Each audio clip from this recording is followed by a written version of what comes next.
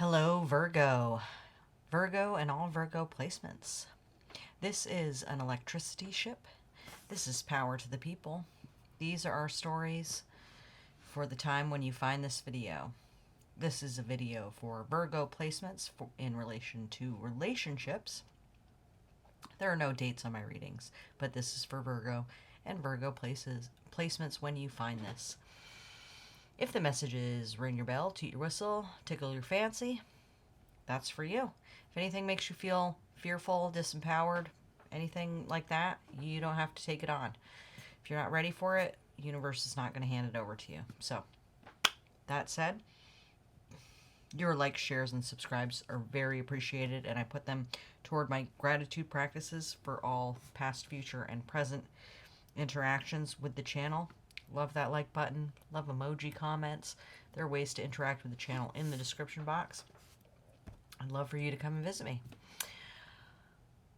That said, we're doing 3 oracle decks.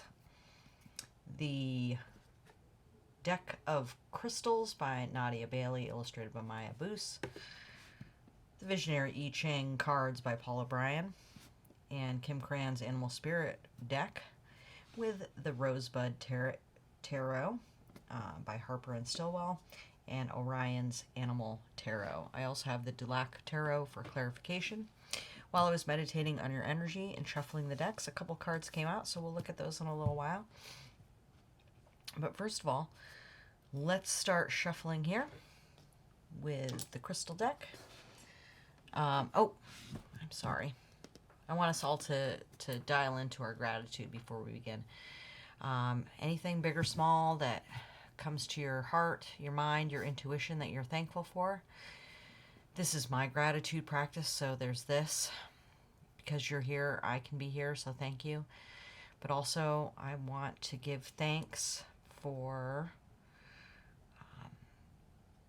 the gourds that I have in my kitchen right now. My kitchen's rather clean, so I always appreciate that. And I'm looking forward to roasting some gourds. So, yeah, what are you thankful for? Let's take a deep breath.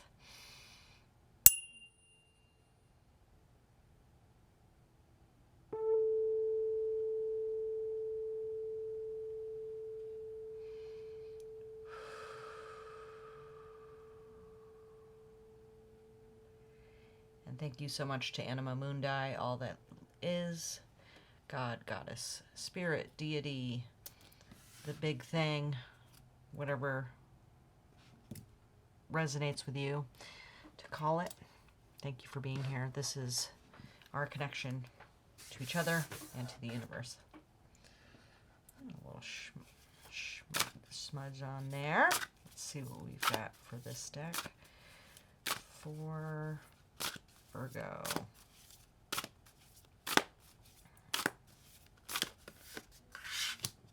Aha. Tremendous. Great. We have another green card. So, relationships, right? This is heart chakra stuff, which I'm really pleased to see for you. For Virgo. Best messages for Virgo for highest vibration. Tremendous. All right. I'm feeling good. I'm feeling like a peaceful, confident energy for you. Tremendous. And for Virgo, please. Oh, we got 2. So good. Good to see the cards talking for you. And yeah, I mean, it seems like at ease, you know, just in flow. Easygoing, relaxed, low drama. Which I know you earth signs always grateful for that. We've got the 7 of Fire, the Sovereignty of Water, and the 4 of Earth. Look at this hussy. And at the bottom of the deck, the 8 of Fire. So, yeah, there's some spicy stuff happening right here. And Sovereignty of Water. That is the King of Cups. That's tremendous to see. Best text messages for Virgo, please.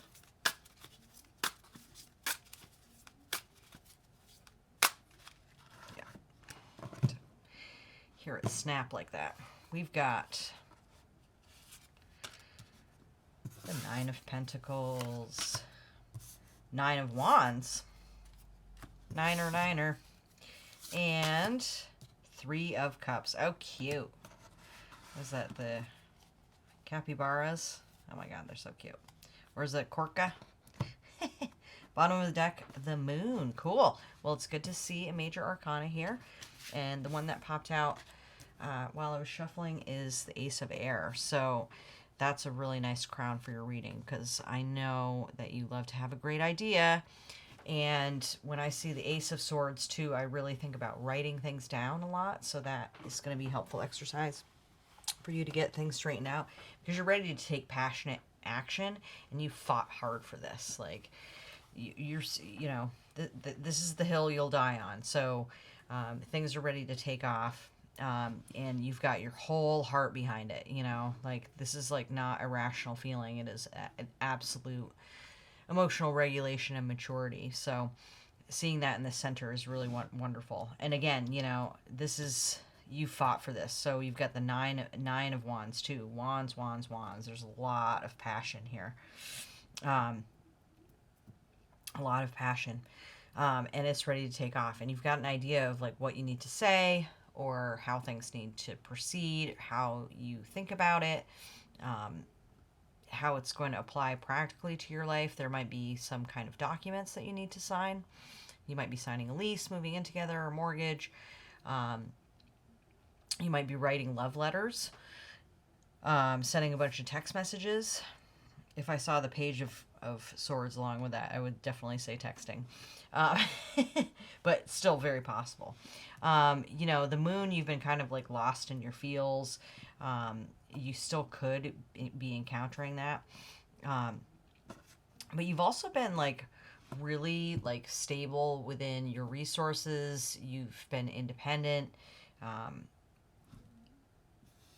And then there's also like this, and you've been savvy, you've been shrewd, you've been, not spending more than you can manage to spend without digging into your nest egg or your security.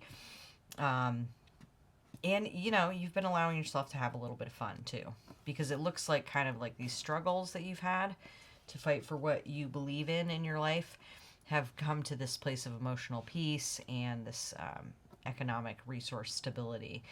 But there's still kind of like, I feel like maybe whoever this person or people are that are coming into your life that you're about to like take off and do this project with, and that you've been having a lot of great time and great soul meeting with, there's a little bit of confusion. So because this is a 3, there might be like more than one person involved. There might be friends and family, or more than one suitor if it's a romantic situation. But yeah, it looks like, you know who you are in your heart, and you know who you are in the world, and what you care about, and what you're willing to fight for. And you're ready to express it. You know what to say. And you know how to keep your shit together. Maybe it's felt a little disrupted with this kind of party group energy. And that's why the Moon is coming out. And maybe there's like social situations that you're having trouble reading, but that will all become clear. Because, you just have this really good foundation of self. Let's actually get a little bit of clarification on that. Tell me about the Moon card, please. Okay. Yeah, Knight of Wands. So this kind of passionate situation could have come in like a flash, somebody really inspiring you, somebody who's like maybe a little less of a planning kind of person, ready to act. Maybe they don't have any savings. Maybe they spend lasciviously. Maybe they don't have independent income. but they're ready to go. They're ready to try. They're ready to do it. They're ready to feel. They're ready to party. They're ready to have fun, and they're ready to like feel, no matter if they understand it or not. You may be the rational element in this situation. That's like, okay, let's make plans. Let's talk about what we want. Let's talk about what we're doing. Let's talk about how we're going to do it. Let's keep records of it. Let's make lists. Let's make plans. And this person might be a little bit more, spontaneous. And you might fear getting them to commit as well, which is totally fair, but that's something that you can talk about. And so it's a Sagittarius card. We have the Cancer card the Scorpio card with the sovereignty of water. Because it's a female figure, I keep on kicking back to the queen, but this is a king card, so it's Scorpio. And then Cancer here. That was there.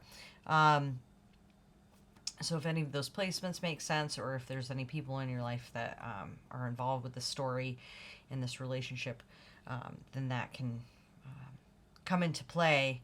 But, we have all of the signs in our charts, and we all embody the energy from time to time. So archetypically, it could be more that Sagittarius, Jupiter energy, the Scorpio energy, that's like very like calm on the surface, but very deep underneath.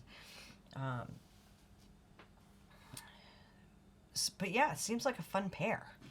Let's get a little bit more clarity here. Who is this? Tell me more about this King of Cups. Because it feels like that's you. Yeah, Two of Coins. So you've got a lot of balls in the air. You've got a lot going on. You've got, you've been saving this money. You've been, building your empire, your way of life, your great home, or however, wherever your castle is, and being really shrewd and cautious about it because you've had to fight so hard for it. And now there's like this energy that's like, let's go, let's do it. And like, you just want to be really, really clear about where you're coming from. So let's clarify for the Ace of Air, and then we'll look at these guys. Tell me, please, about the Ace of Air, the Ace of Swords, please. Yeah, so 10 of Swords, and that feels to me like a fear that might be coming up. It's just like, whoa, this whole situation's just going to like completely change the way I've been doing things. I've got this really like fast, fiery energy, and I've been feeling it and developing it, but like, wow, now it's like, it's just going to change the way I think about everything. So you want to make sure that you know how you think, because like the paradigm is going to shift. So we got Chrysoprase.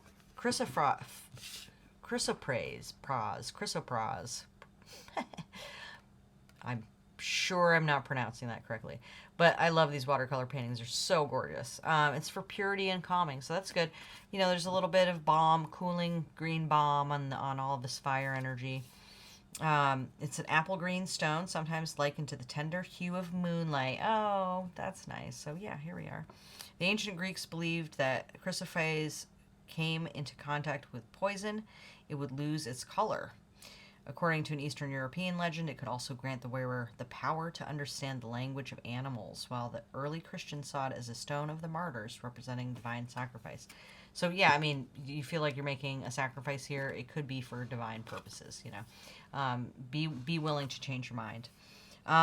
This stone offers a purifying and healing influence. It stimulates creativity and the imagination, so that's great with the Sagittarius card. And it helps calm the mind, which is also good when you have Sagittarius energy.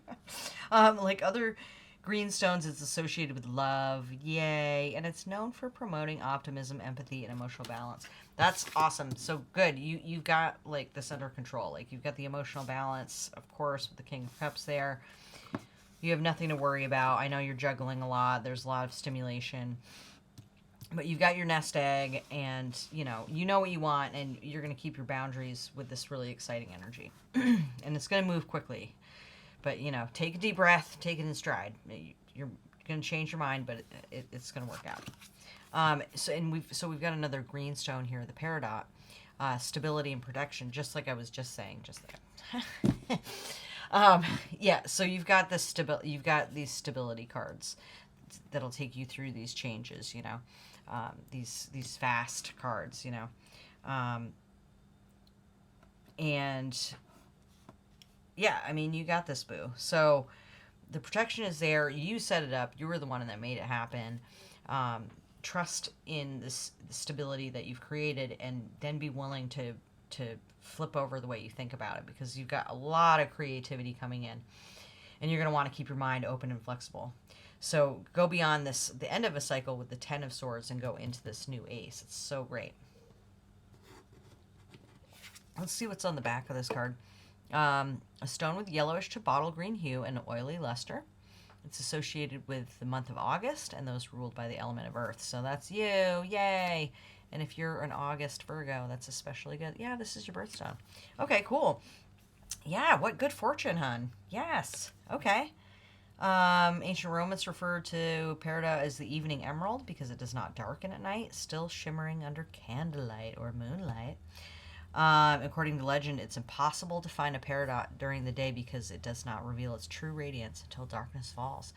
Oh, so that's nice. Like, be okay with this ambiguity. I mean, you know, the moon is such an ambiguity card, you know, and you may need to do a little bit of shadow work, but, you know, I mean, it still feels very ebullient to me.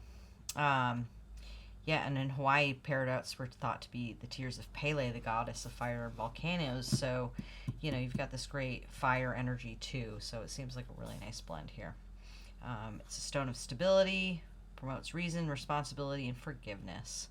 Enhances emotional strength and repels psychological disturbances. Yeah, okay. You're very protective, very stable. Like I said, it feels like confident and calm, low drama. You know, there's a lot of action. But anything that you're worried about or like uncomfortable with changes happening, you can handle this just like you've handled it all before. Don't worry. And your emotional center is so strong. Number 40, deliverance. Thunder above, water below. So, you know, this is like the release of a rain cloud. So all of this like discipline that you've put in to put this together, you're going to have a nice release with some fun, convivial, wonderful, friendly, joyful, exuberant, celebratory energy. And this Knight of Wands character is really feel like it's going to lead the charge, or at least like give you that last excuse you need to let go and like have some fun, because you got this. All right. Oh yeah, the nightingale and the camel. That's cool. Yeah, I kind of see this like nightingale character as you, and the camel as more this Knight of Wands character, just very bold and confident, and then this kind of more like humble looking character. And I'm not saying that you look humble, but like, you know, in the first impression you might seem like kind of not anything like razzle dazzle, whereas that Sagittarius energy, or like a spitting camel striding along on their toes, might kind of give that air of having more bold outward facing energy. But then the nightingale, what's wonderful about the nightingale is that when it releases its voice, the magic is just so obvious to everyone that you're really looking at something special and something magical. I think you're definitely going to want to sing your song when you get into this phase. You've got this kind of energy joining along with you, with all of this like solid planning and determination and self-assurance, and leaving behind thought patterns that don't work anymore. And you've got the ace fresh at the heels. You got friends. You got coin. You've got time management. And I think you're going to be able to take a break, my loves, and just get into your heart. Become calm and revel in the solid ground you've created by, you know, having a fun old barbecue in the backyard. You built that hearth. Now, like, have a bonfire, my love. With that, thank you so much for being here, Virgos, Virgo cross watchers, anyone who's been interested. I really appreciate you being present here as a member of the Anima Mundi and as a member of this community in particular. it makes it possible for me to be here, and I cannot express my gratitude to you enough. If you haven't hit the like button already, I sure would appreciate it if you do so, and I hope I see you very, very soon. This is an electricity ship. This is power to the people. Peace be with you.